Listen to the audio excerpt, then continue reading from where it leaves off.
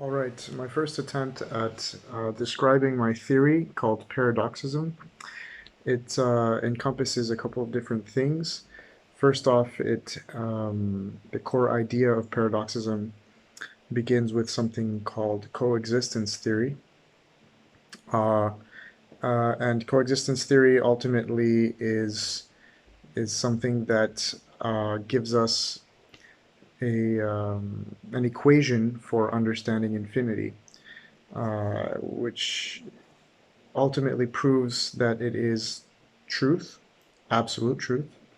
So it's quite a simple equation, actually. It's the infinity symbol equals MT, stands for monoaletheia, or single truth in Greek. However, there is a secondary equation which is the infinity symbol equals, then there's a series of symbols that represents uh, a paradox within a paradox. And what that essentially describes is consciousness and how consciousness relates to the infinite existence and non-existence. So it's a bit difficult to begin a lot of the times with this theory because there's so much about it, and I've been having some difficulty with having a good place to start. So, for example, I just began with uh, introducing the theory. However, very quickly it becomes quite abstract because the moment I talk about an equation and what the equation means and so on, I need visual representations to show.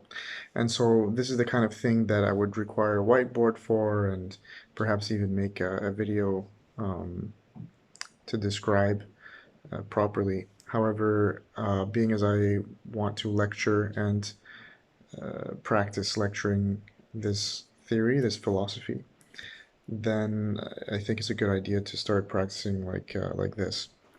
If I can get it to the point where it's pretty well resumed and entertaining enough within, let's say, I mean, I could do it within 15 minutes. I could do it within 5 minutes, and maybe practice talking about the theory within different levels of details and forms of analysis.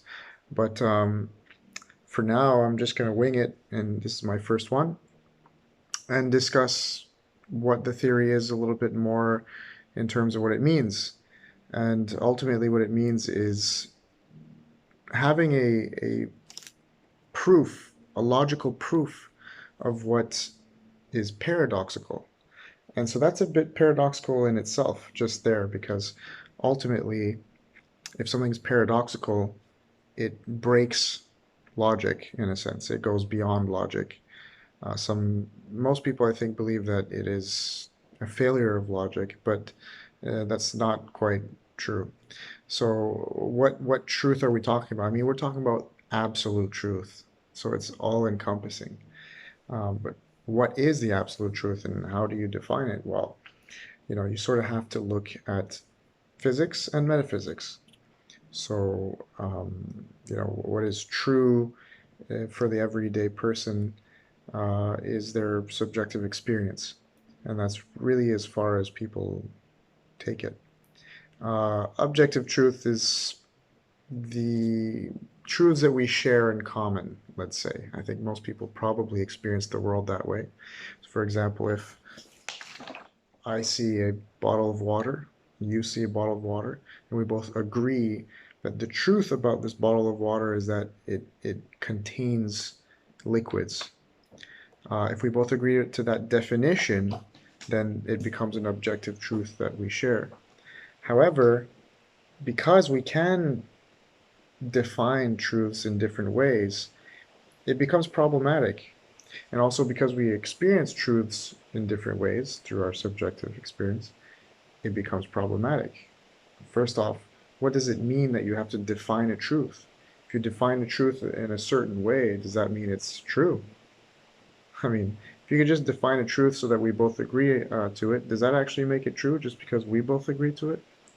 So objective truth is something we usually chase and tried to establish as something being true regardless of human experience, regardless of a subjective entity experiencing it. So most people would say, well, yeah, that's probably the physical world, right?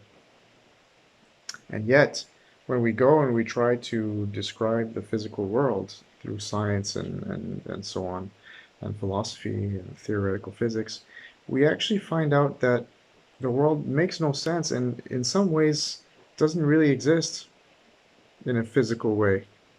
Isn't that crazy? I mean, we see reality as something that is physical, tangible, but when you get right down to the fundamental aspects of it, the building blocks, we realize that there's nothing actually there. In fact, what reality is seems to be a cloud of possibilities and mostly empty space. So you have to realize, these kinds of things first. This is kind of like the foreground before I can launch into this philosophy. People need to, let's say, be given the right frame of mind to understand why it's important to have a theory such as mine in order to try to establish absolute truth. So understanding truth, understanding consciousness, perception, conception, the difference between the two, physics a little bit to some degree, understanding how physics works, uh, the significance of nothingness, the idea of nothingness, paradoxes, how they work, what they are. There's so many aspects to this philosophy that for some, you know, a lot is needed to be understood before they can understand what I call the paradox of infinity, or the monoaletheia. So I think in essence, one of the reasons I'm also publishing this live is to get some feedback. Are there certain things that I'm missing out, certain concepts or words that I'm using that I'm not defining or explaining that need to be explained so that you can understand it? Because for me, I just take it for granted, right? I mean, I'm the one building this idea, and it takes me a little bit more, I think, listening to others. I have to be open-minded to make sure that my ideas are clear.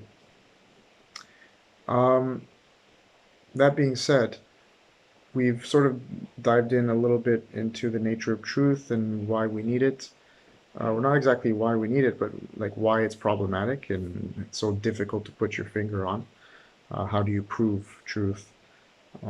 It's not so easy, finally. So let's look at how people operate regardless of having a proof or not when it comes to truth. Nowadays, I would say the most popular method of truth, what's sort of emerging, is that truth is completely relative, so that it's just subjective. And in philosophy, we call that, excuse me, solipsism. Solipsism essentially is the belief that you create the world through your perception. So really, the only thing that exists is you.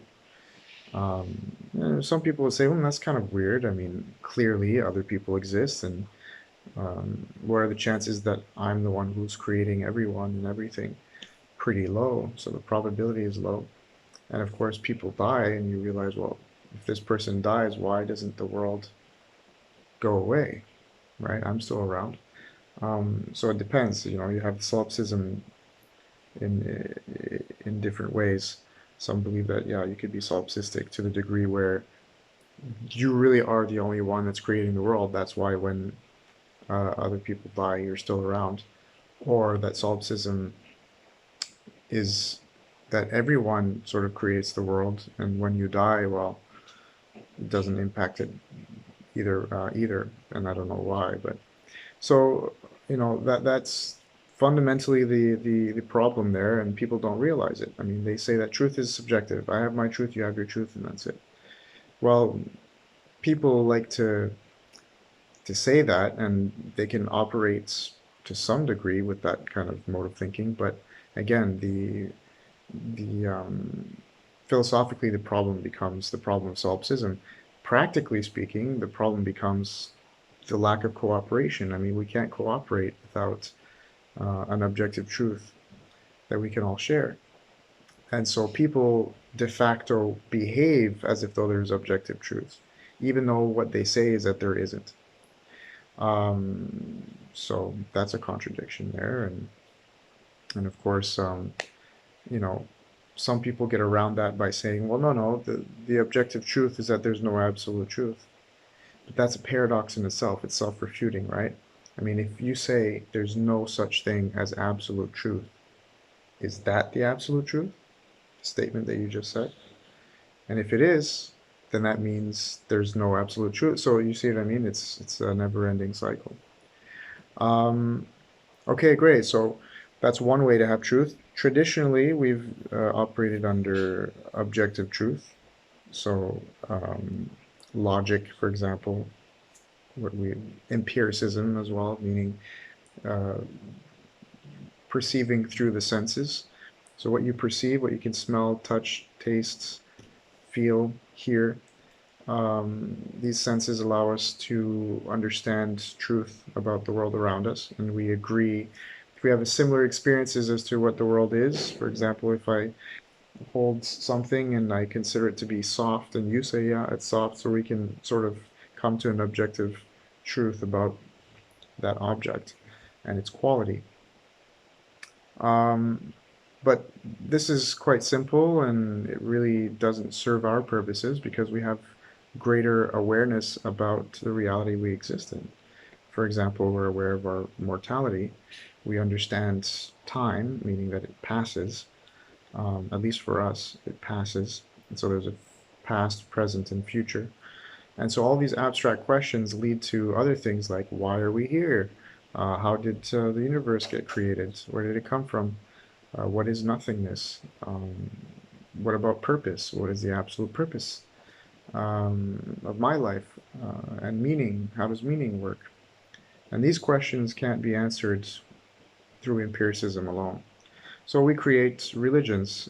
We create absolute truths through religions. We create stories, about gods, and these stories give us answers, the answers that we either need or feel are true. Very difficult to prove as well, though. Okay, so, you know, what does it mean that we're operating our lives through these various levels of truth and don't actually have anything proven? Fundamentally speaking, we don't have anything proven as to where existence comes from. We can obviously prove, if anything in physics, how the world works, but where it emerges and how it emerges, we can't prove that. This is why material reductionists, or scientific atheists and scientists, they default to an infinity of existence. But the moment you invoke an infinity of anything, you've also invoked a major problem, which is you can't prove it by definition. If something is infinite, you can't go to the end of infinity in order to prove that something is infinite. So, it's a major kind of issue in a way because we're operating always in the dark. Now, is there a way to conceive of reality, or of at least enabling all of our subjective experiences to interpret an objective reality or a universal truth in the same way? So it's like, if we find an objective truth that is undeniable and a priori. So a priori, for example, means something that is true without your needing to experience it. Logic, for example, is a priori. So you understand that there's two objects in front of you instead of one. That logic is simple binary logic. It's baked into reality, so that you don't. It is something you experience. You see two objects, but ultimately, you know, the truth behind why you experience two objects and can make the distinction between them is something a priori. Um, so you don't need a proof for it, basically.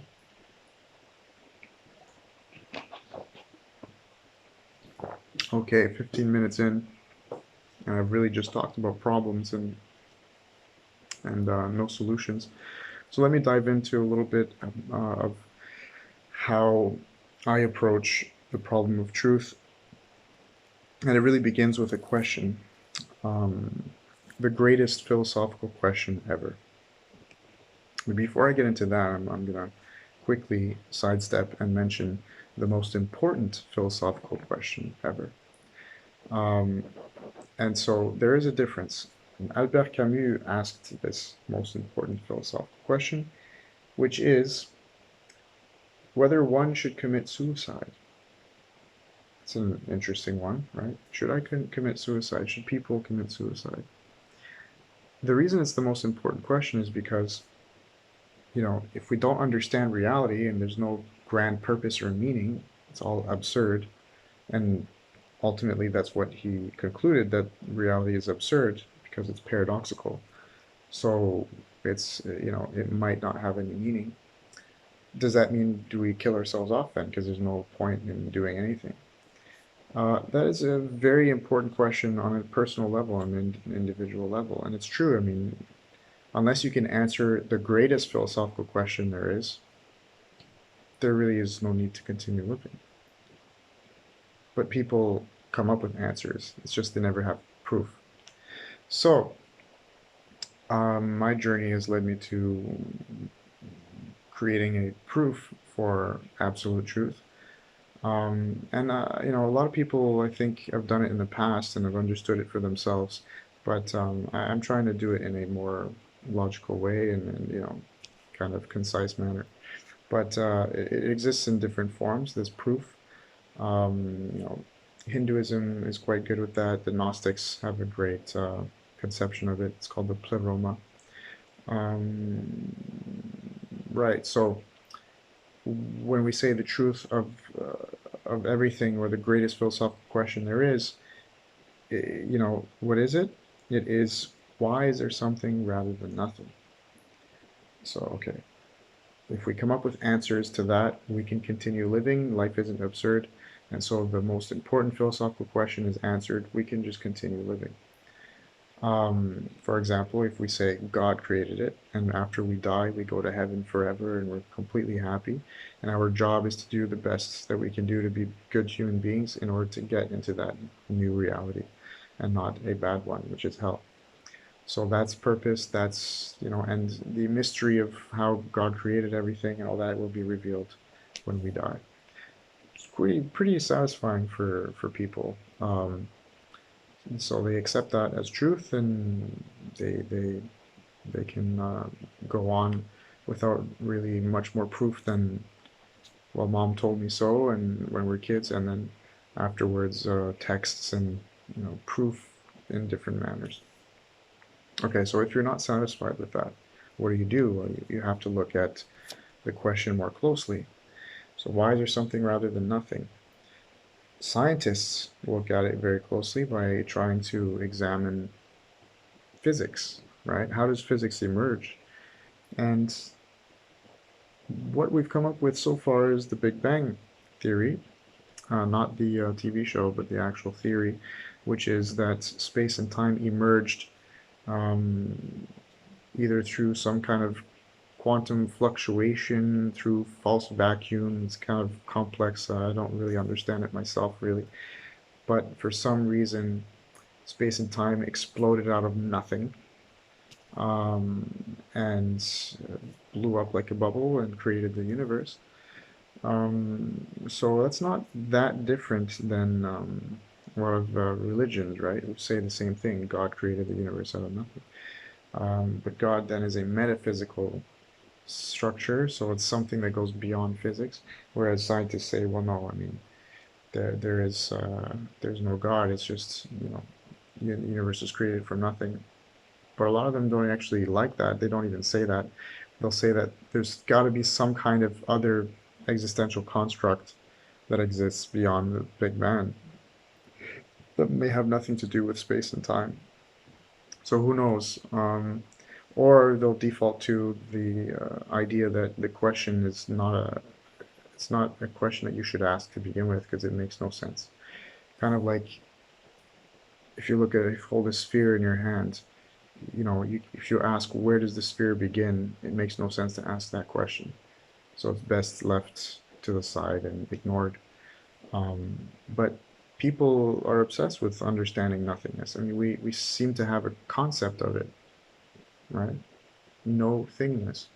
So, and also infinity is tantamount to nothingness, isn't it? I mean, if everything exists or existence is infinite, it kind of has a sort of symmetry of identity. Intuitively speaking, we kind of think, well, that's basically the same as nothingness, isn't it? So anyway, these ideas become paradoxical very quickly, and then we kind of give up.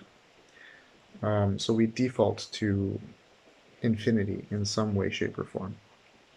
The scientists will say it's just an infinity of existence. Some, like the Buddhists or more esoteric practices, will actually say that reality is illusory, and in fact, it's just an infinity of nothingness. Um, or you could come up with a third option, which is that there's an infinity of both. That's the view that I take. It's called coexistence theory, that existence and nothingness coexist. So, but what was interesting was that first I came up with this question, which was different. I had asked myself, okay, well, some say it's an infinity of existence, and some say it's an infinity of nothingness. But what if there's an infinity of both? Does existence and nothingness coexist?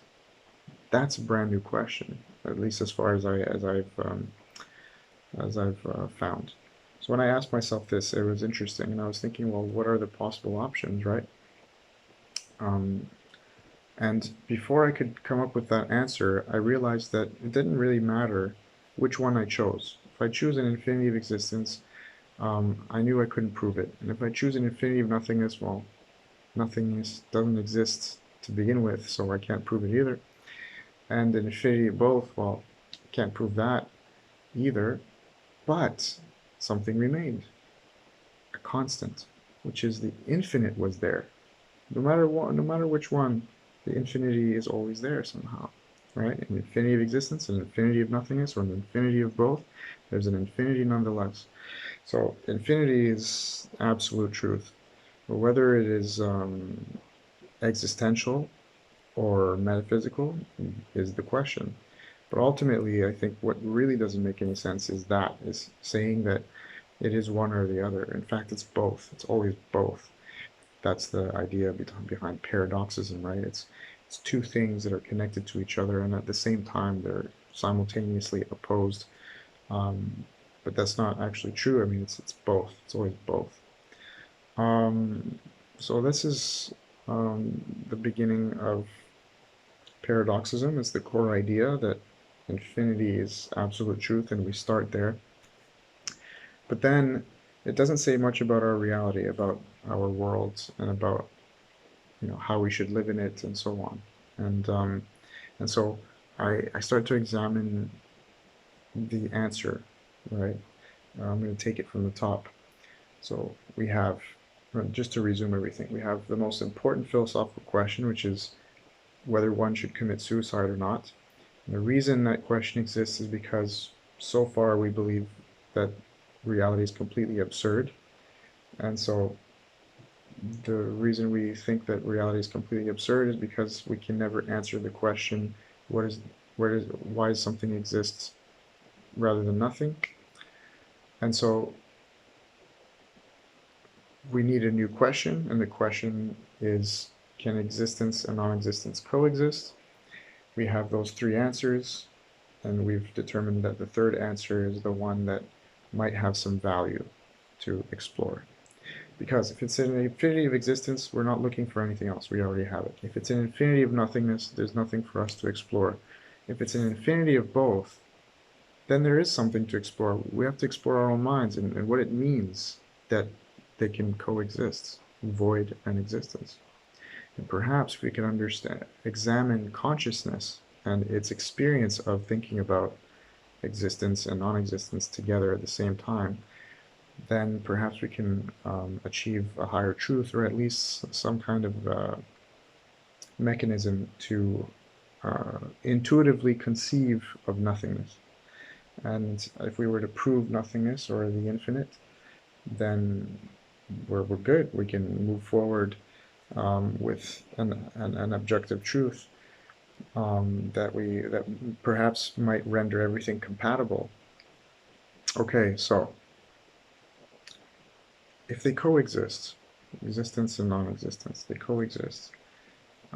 How? How can they coexist? At least, how can we think about them coexisting?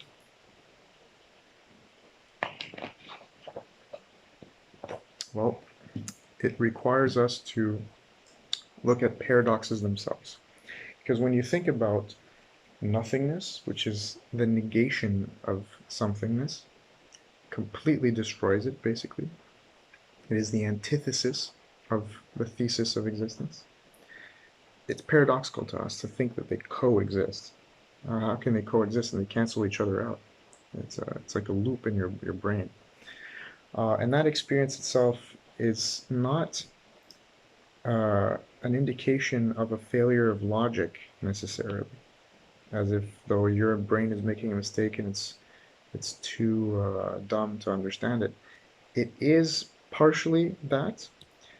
The reason for why your brain defaults to a paradox when it tries to perceive something too big is because you are a limited being and you cannot perceive, by definition, something beyond your limitation.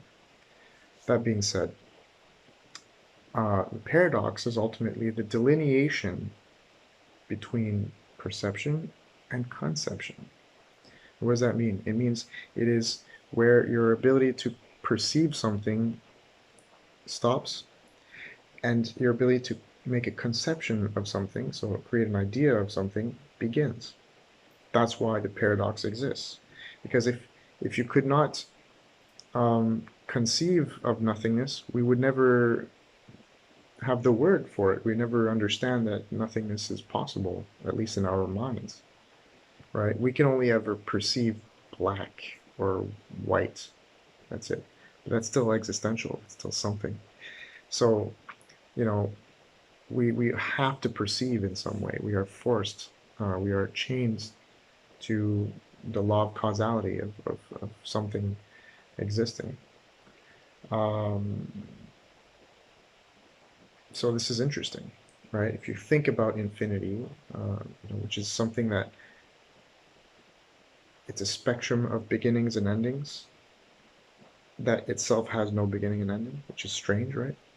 So it's like a line, for example, that goes on forever. How can it have no beginning and ending, but you can create separations of the line and create beginnings and endings anywhere along that line? There's this like strange loop in our brains that happens when we think about that. Well, that loop, to resume everything, is, I believe, something that emerges when you are perceiving the maximum amount that you can, while also conceiving of the idea that's too big for you to perceive. So I'll explain that in a bit more of a simple way. Let's break it down by observing or examining what perception and conception is. Perception is tied to your physical senses. It's a matter of physics.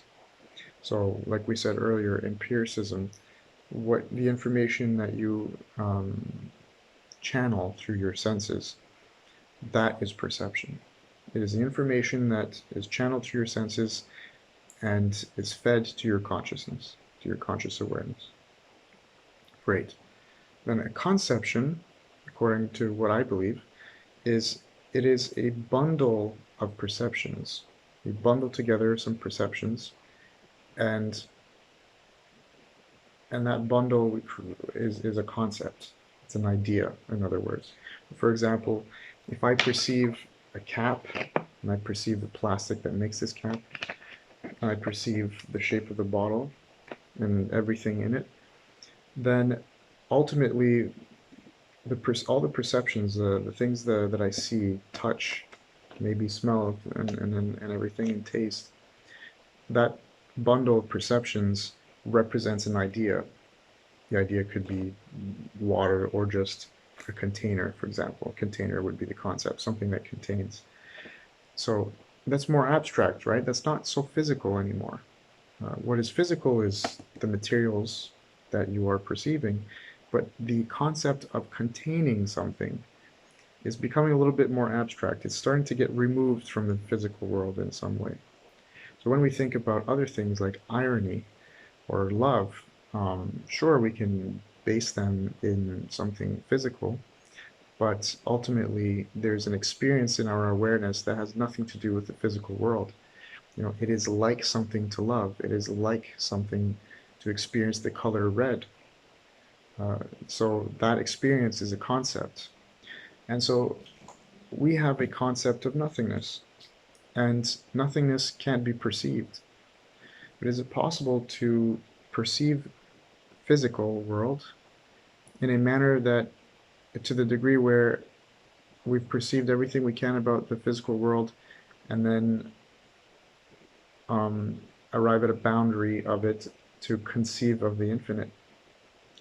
So if we conceive of the infinite, we will automatically conceive of nothingness at the same time. And so we will truly understand infinity. So understanding at that point, you'll start to agree that it's possible, because you can't perceive maybe more than, I don't know, a few thousand objects at the same time. But we can represent that amount of objects, right, with a number. 100,000. We have a feeling, a concept of what 100,000 is. It has a specific meaning attached to it. It's definitely not as much as a million, and it's definitely more than 5,000. And we can approximate the meaning of that conception. So it's possible to conceive of things that are way too big for us to perceive. And so it's the logic then follows that we can also conceive of the infinite or conceive of nothingness without requiring us to perceive it all, to perceive it perfectly. And this is perhaps why people feel existential when they meditate, right? They sort of do that and kind of just like go off into infinity. In any case, now that we've observed perception and conception, we have to now dive into the types of paradoxes that exist. Because, yeah, we've explained consciousness and how it perceives and conceives, but then we want to look at the paradoxes themselves more specifically. So paradoxes themselves, there's three types. First is called veridical paradox. There's the falsidical paradox, and then there's an antinomy. And actually there is a fourth called the aletheia. So let's start with a veridical paradox. This is a paradox that exists in physics. It means that it's not just an experience we're having in our brains when we think about something too big for us to perceive. It actually exists. For example, a black hole. A black hole is an object that has infinite density, that breaks the laws of physics. I mean, it breaks the laws of logic, and yet there it is. We have proof of it. So that is a veridical paradox. Then we have the falsidical.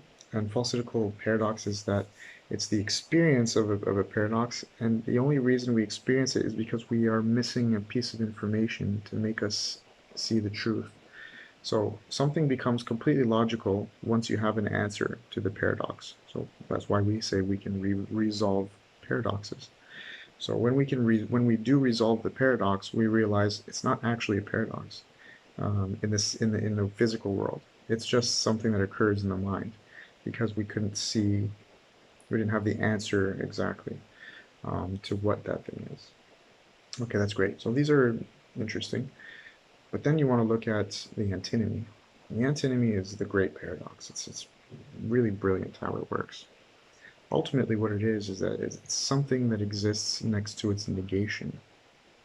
What does that mean? It means it only exists through its antithesis. It cannot exist otherwise without its counterpart. So existence and non-existence is what I propose is an antinomy. It means that existence can't actually exist without nothingness alongside of it. And then you have the aletheia, which is Greek for two truths. And this paradox is something being true in the sense that it breaks the law of non-contradiction. What does that mean? If I say John, and let's say John is at the door and he's standing halfway in the door perfectly. So half out of the room, half in the room. And if I were to say John is both here and not here at the same time, and he doesn't even have to be in the doorway. I mean, he could just be right there in front of you. If you say John is here and not here at the same time, we call that the aletheia, two truths. But it's impossible, right? He's here. You see him. He's not here and not here at the same time. That's why the door frame example exists, is so that you can sort of understand that it's paradoxical, because you say, well, yeah, logically he is here and not here at the same time, but it's not actually physically possible for him to exist and not exist in any one place and time at the same time, you see. So when it comes to reality and infinity, existence and non-existence coexisting, it is ultimately the aletheia paradox. So the paradox of a dialetheic paradox, we could say in English, which is ultimately the concept of coexistence. Okay, now I know I'm starting to get a little bit abstract and hard to understand, but when we say that existence coexists with non-existence, just the element of coexistence, meaning that existence can coexist with something else, that right there is a dialetheia, because it says that existence can coexist, but I mean, coexist with nothingness. It's a direct. You see what I mean? It's the same thing as John being here and not here. It's basically saying existence can exist, and at the same time, it can exist or it cannot exist, because the two mutually cancel each other out. So coexistence is, if you put that word there between existence and void, that is a dialetheia. A very special one though. It's a different one, because it's usually something that applies inside of a physical construct. Now we're applying it between the physical construct and its negation. So it's a special type of dialetheic paradox. Great. So that is the first paradox. The second paradox is the antinomy of existence and non-existence. Like I said earlier, if they emerge together, right, the negation, that is a paradox as well. So they emerge together, and they emerge together through coexistence. So that right there is a paradox within a paradox. Then you have to look at infinity, right? If the concept of infinity, that they both run forever, because that's the only truth we seem to default to, that if it's nothingness, it has to be nothingness forever, infinitely. And if it's existence, same thing. Then ultimately, infinity itself is its own antinomy, it's its own paradox.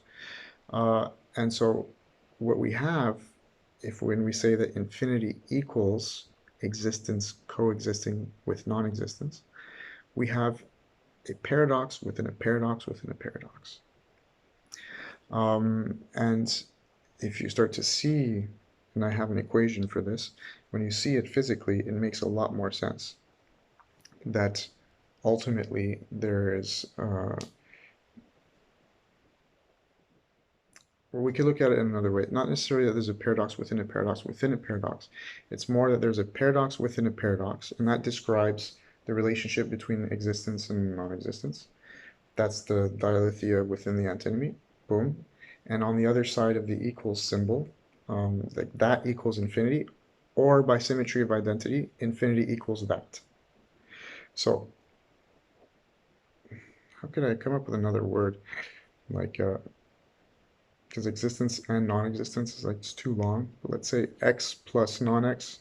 So like both what the Greek called pleroma, fullness. Um, like that equals infinity, and infinity equals that.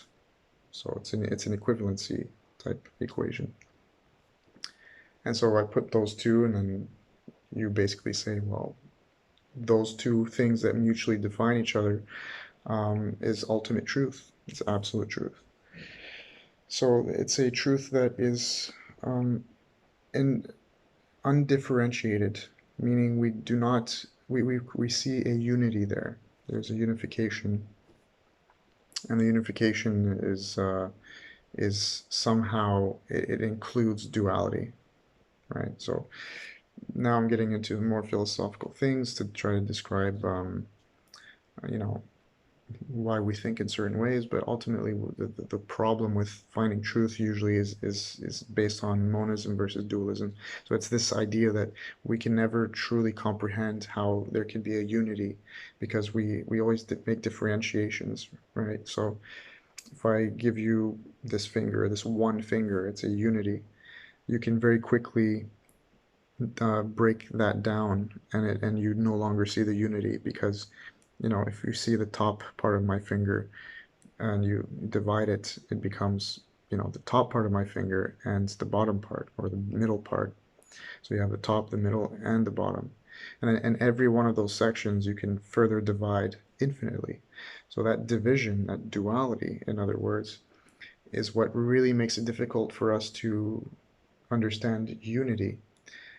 Now, we understand unity. We know that this is one object. But when we go further, we say, well, it's one object that's composed of different objects. So we can and we can't. It's paradoxical. And so especially when you're talking about infinity and when you're talking about absolute truth, the highest unification, um, it's even more difficult to understand how, like, how it can be a unity. Like, what is a unity? Um, so we have ways to do it. The circle seems to represent that. That's why people are obsessed with the yin yang, mandalas, circles. It's sort of like a great way to have unity in our mind's eye, and that's it. We don't have to think about how this unity functions. Um, but we kind of want to prove it logically, because if it's one thing for us to accept that infinity exists in some way, shape, or form, but if we can't reconcile existence and non-existence, if we can't prove nothingness, then we can quibble. We can talk about God. We can talk about science, and we can fight over what's true and what's not true. So having unification of how existence emerges could potentially be very, very good for the human species. And so, about almost 45 minutes in, I think I've made a pretty solid beginning into coexistence theory, paradoxism, and how unification, or this equation of understanding paradoxes, can sort of lead to absolute truth.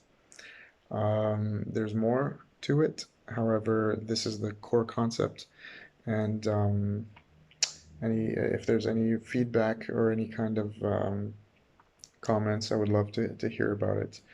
And I hope I did a pretty good job on my first run. It's about 3 in the morning, so let's see. Let's see how I can perhaps lecture once more when I'm not so tired. But yeah, thank you for listening, and I hope it brought you some kind of clarity. Ciao.